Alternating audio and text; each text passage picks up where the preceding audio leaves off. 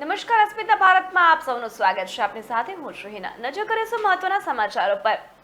સમાચારોમાં સૌપ્રથમ વાત કરીએ અમરેલી જિલ્લાની, તો અમરેલી જિલ્લામાં રક્તદાન કેમ્પનું સફળ આયોજન યોજાયું હતું. સાવરકુંડલામાં સદભાવના ગ્રુપ દ્વારા ભવ્ય 106માં રક્તદાનનું આયોજન કરવામાં આવ્યું હતું.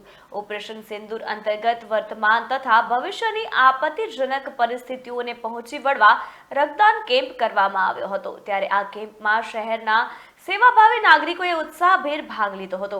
આ ઉપરાંત કુલ 101 યુનિટ અમૂલ્ય રક્તદાનનું દાન કર્યું હતું.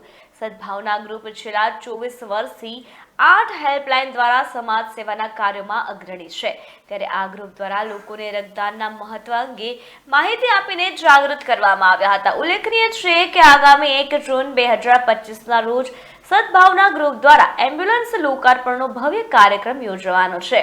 આ એમ્બ્યુલન્સ ચીયર્સ જિંદગી અભિયાન હેઠળ લોકો માટે તાત્કાલિક તથા સલામત પરિવહનનું આયોજન કરશે. આ ઉપરાંત સદભાવના ગ્રુપ ભવિષ્યમાં પણ સેવાકીય કાર્યો દ્વારા સમાજને ઉપયોગી થવા કટિબદ્ધ છે.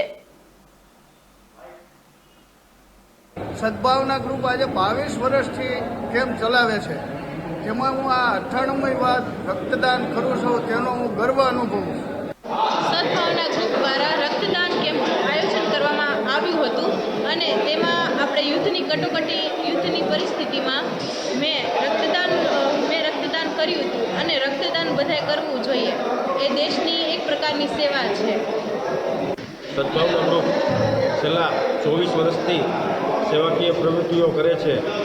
એમાં 8 હેલ્પલાઇન અલગ અલગ ચલાવવામાં આવે છે.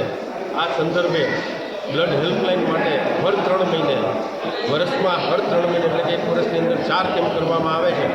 આમાં સાવરકુંડલા હર હંમેશા ક્યારેય રક્તની કમી નથી પડવા દેતું. આ સંદર્ભે યુદ્ધની સ્થિતિને ધ્યાનમાં રાખીને